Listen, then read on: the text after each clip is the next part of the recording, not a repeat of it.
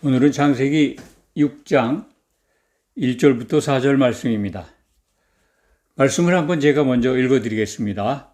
사람이 땅 위에서 번성하기 시작할 때에 그들에게서 딸들이 나니 하나님의 아들들이 사람의 딸들의 아름다움을 보고 자기들이 좋아하는 모든 여자를 아내로 삼는지라. 여호와께서 이르시되 나의 영이 영원히 사람과 함께 하지 아니하리니 이는 그들이 육신이 됨이라. 그러나 그들의 날은 120년이 되리라 하시니라. 당시에 땅에는 네피림이 있었고 그 후에도 하나님의 아들들이 사람의 딸들에게로 들어와 자식을 낳았으니 그들은 용사라 고대의 명성이 있는 사람들이었더라. 아멘. 참 오해가 많은 성경 기절입니다.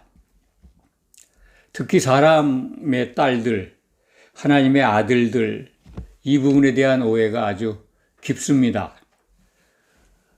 설교를 여러 가지로 들으신 분들은 그것을 알 겁니다. 하나님의 아들들을 천사로 이해하는, 그렇게 해석해서 설교하는 분들도 있습니다. 신학자들도 있습니다. 목사님들도 있습니다. 구약 성경에서 하나님의 아들들 그러면 천사로도 표현된 성경 말씀이 있습니다. 욥기서에 기록된 것을 우리가 알 수 있는데 하나님의 아들들로 표현된 오늘의 이 언어는 정확하게 말씀을 드리면 셋의 후손들을 가리키는 말입니다. 하나님의 아들들, 영을 받은 아담의 후손, 곧 아벨 대신에 주신 셋에서 나온 아들들이죠. 그리고 사람의 딸들은 지난 시간에 여러 차례 말씀을 드린 바와 같이 창세기 1장 27절에 기록된 창조된 사람들, 하나님의 형상만으로 창조된 사람들입니다. 형상을 우리들이 눈에 보이는 육신, 몸이라고 말씀을 드린 바가 있습니다. 몸. 모양은 몸 안에 있는 영이다. 이렇게 설명드린 바가 있습니다. 꼭 기억하시기 바랍니다. 하나님의 형상만으로 지음받은, 곧 창조된 사람들, 영이 없죠. 영이 없는 사람의 딸들, 그들과 영을 받은 아담의 후손, 곧 셋을 통해서 번성한 하나님의 아들들이 결혼을 하게 된 겁니다. 그러니까 여기에 표현된 말씀을 보면 그 사람들이라고 지칭되어 있는 그 딸들이 굉장히 아름다웠다라고 하는 말씀을 우리가 보게 되는데 2절 말씀이죠. 하나님의 아들들이 사람의 딸들의 아름다움을 보고 자기들이 좋아하는 모든 여자를, 자기 눈에 아름답게 보인 여자들을 택해서 아내로 삼았다. 결혼했다는 거죠. 그래서 그들에게서 사람들이, 그들의 후손들이 나왔는데 그들이 네피림이다라고 하는 말씀을 오늘 본문에서 우리는 찾을 수가 있습니다. 네피림 그러면 전에도 앞선 시간들에서 간간히 설명을 드린 바가 있고 이 부분을 또 특정한 시간에 전체적으로 설교를 해드린 기억도 있습니다. 네피림은 영이 떨어져 나간 사람들입니다. 떨어져 나갔다는 뜻이죠. 히브리 말로 떨어져 나갔다. 뭐가 떨어져 나가느냐? 육신의 부분이, 신체의 부분이 훼손되거나 떨어져 나간 게 아닙니다. 내적인 본질, 사람 몸 안에 있던 가장 중요한 하나님의 영이 떨어져 나갔다는 겁니다. 아담은 유일하게 하나님의 영을 받은 최초의 인류입니다. 아담에게만 주셨습니다. 그 아담에게만 주신 영이 그 후손들을 통해서, 아내도 그 영을 받았죠. 하와도. 그래서 그 부부를 통해서 나온 자식들에게는 그 영이 유전되는 겁니다. 쉽게 말씀을 드리면. 그래서 영은 아담 때 선악을 알게 하는 나무의 열매를 먹는 순간 성경은 반드시 죽으리라고 경고하신 그 말씀대로 죽었습니다. 죽었지만 영이 없어진 건 아닙니다. 그 상태로 있는데 예수님이 오셔서 말씀하신 것을 우리가 기억할 필요가 있습니다. 요한복음 3장에 기록되어 있죠. 거듭나야 된다. 그것이 곧 사람의 몸이 거듭나는 것이 아니라 죽은 영이 깨어나야 된다. 다시 태어나야 된다. 2번 나야 된다라고 하는 말씀입니다. 그래서 하나님을 향해서 나오면 은혜로 거듭나게 되어 있습니다. 아담도 거듭난 겁니다. 거듭난 아담. 그 후손들을 통해서 하나님은 여자의 후손을 보내실 약속을 하셨습니다. 여자의 후손이 와야 인류에게는 구원의 빛이 비치게 되어 있기 때문에 어떻게 하든지 하나님은 아담의 후손들을 통해서 여자의 후손을 보내시고자 하는 일을 그때부터 시작하셨습니다. 그런데 영이 떨어져 나간다면 여자의 후손을 보낼 수가 없죠. 이 네피림이 등장한 것은 굉장히 하나님 창조 질서를 치명적으로 파괴하는 행위입니다. 현상입니다. 하나님은 참을 수가 없는 일이었습니다. 3절, 4절을 보면 그들이 계속해서 자식을 낳고 있어요. 4절에 보면 하나님의 아들들이 사람의 딸들에게로 들어와 자식을 낳았으니 그들은 용사라. 고대에 명성 있는 사람들이었더라. 아마 육신적으로 굉장히 능력이 있고 탁월한 재주나 솜씨들을 발휘했던 것 같아요. 그러니까 유명한 사람들이다. 명성, 이름이 자자한 참 유명한 사람들이었다. 그것은 이제 창세기 4장에 기록되어 있는 가인의 후손들 모습을 보면 짐작을 할 수가 있습니다. 그때 무기도 만들고 기구도 만들고 악기도 만들고 그래요. 그것을 이렇게 연상해서 보면 가인이 누구하고 결혼했을까 하는 것을 짐작하게 합니다. 아담에게 유일한 아들이 가인이었습니다. 가인은 하나님 앞을 떠났습니다. 그리고 에덴 동쪽으로 가서 에노성을 쌓았는데 그때 여자를 얻어서 결혼을 합니다. 아내와 함께 낳은 아들이 에녹입니다. 선지자 에녹이 아니라고 말씀을 드렸죠. 그 에녹의 이름을 따서 에덴 동쪽 노 땅에 에녹성을 쌓습니다.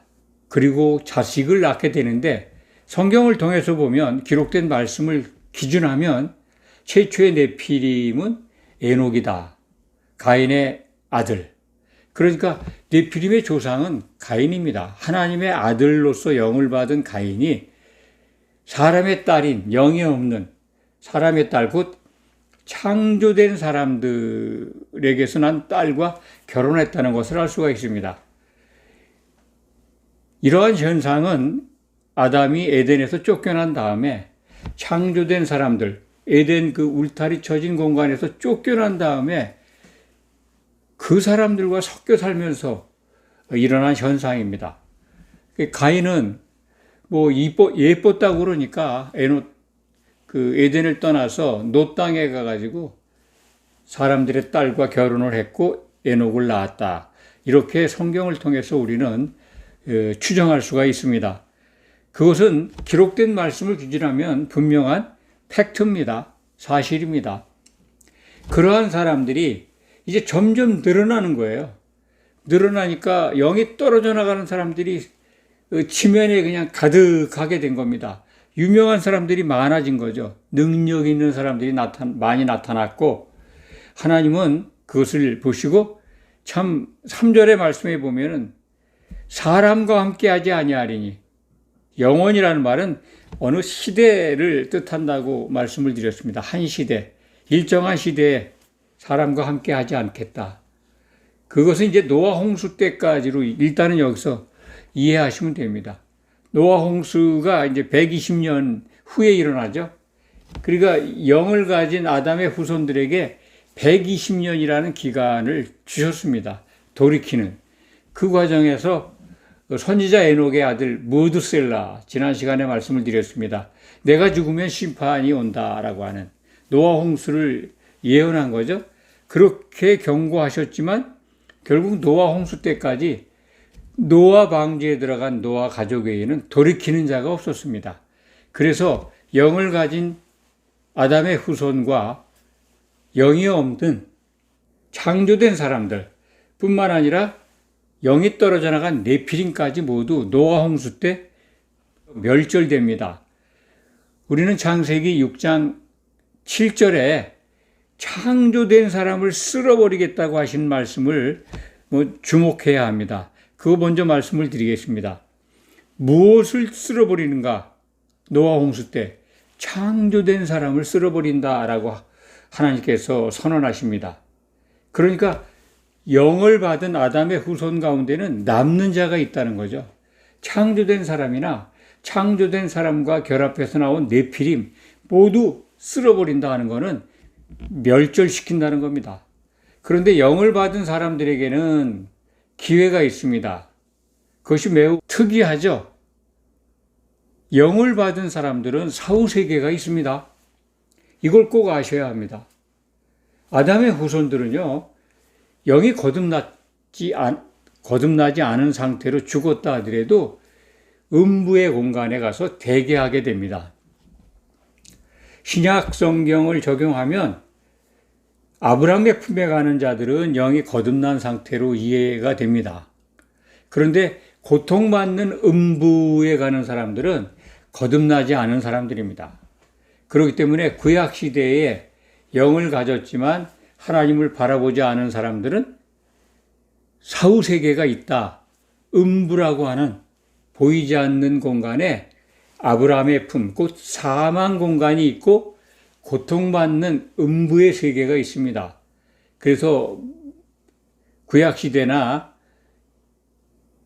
신약시대에 하나님을 외면하고 복음을 외면한 사람들은 죽으면 음부, 곧 고통스러운 음부에 들어가게 되는데 구약시대부터 영이 거듭난 사람들은 아브라함의 품에 가서 대기하게 됩니다. 그래서 거기에 음부에 있는 하나님을 향해서 나오지 않았던 구약시대에 노아 홍수 이전에 죽었던 사람들에게 예수님께서 6월절 어린 양으로 희생된 다음에 그 음부 공간에 가서 복음을 전하셨다라고 하는 기록이 신약 성경에 기록되어 있습니다.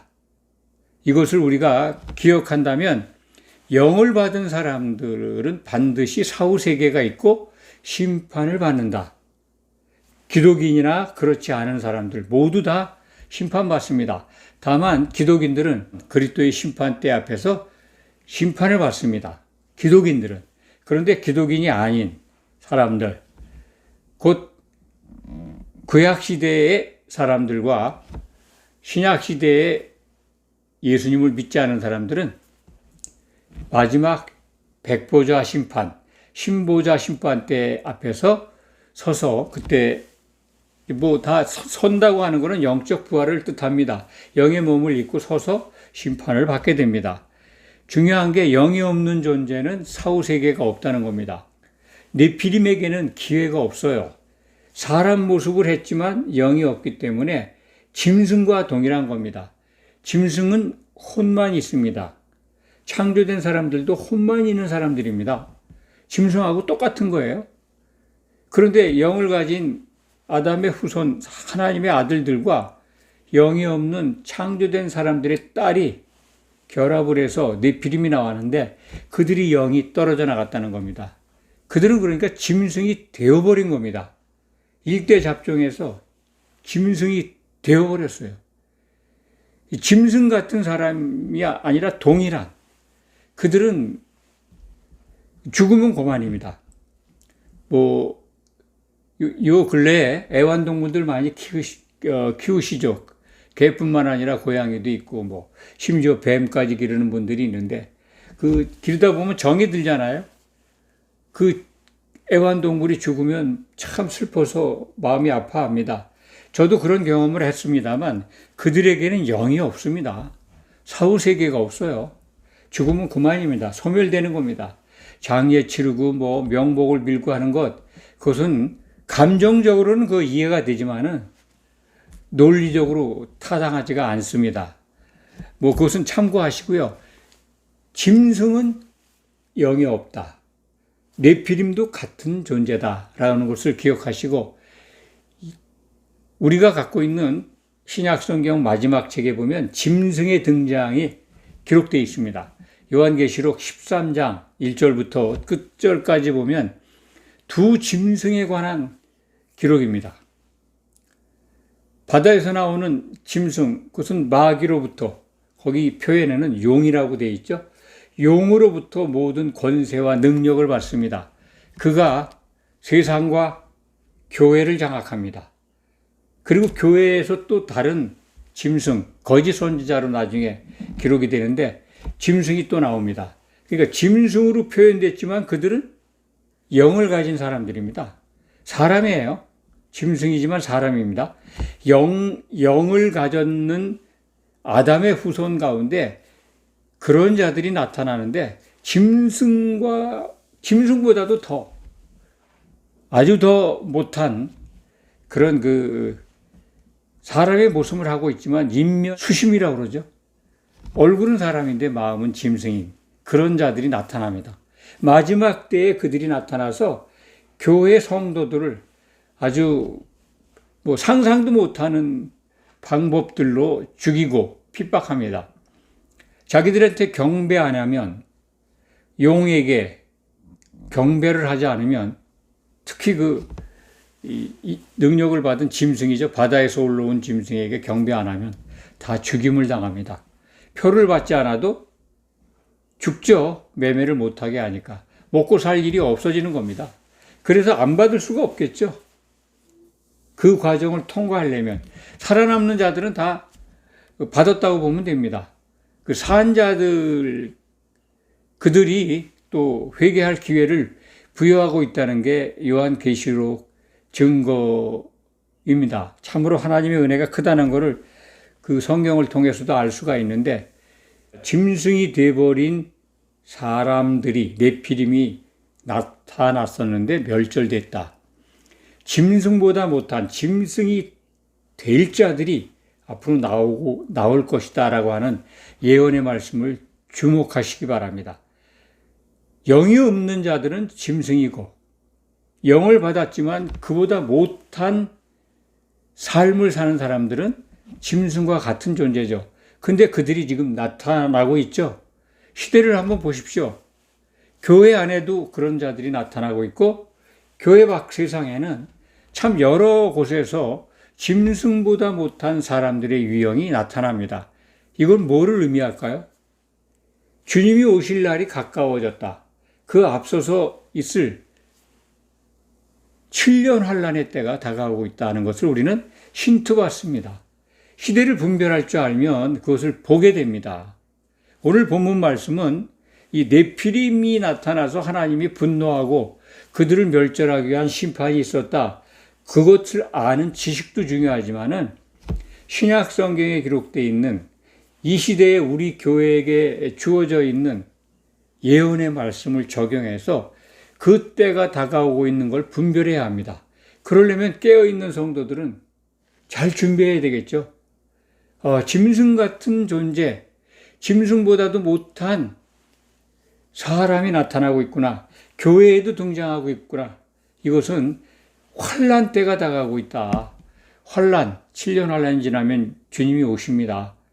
주님이 오실 날이 가까우니 그분이 우리에게 명령한 잘 준비해서, 힘부로 준비해서 내가 올 때 칭찬받아라 하는 말씀을 꼭 기억하고 하나님이 기뻐하시는 믿음의 생활로 나아가야 합니다.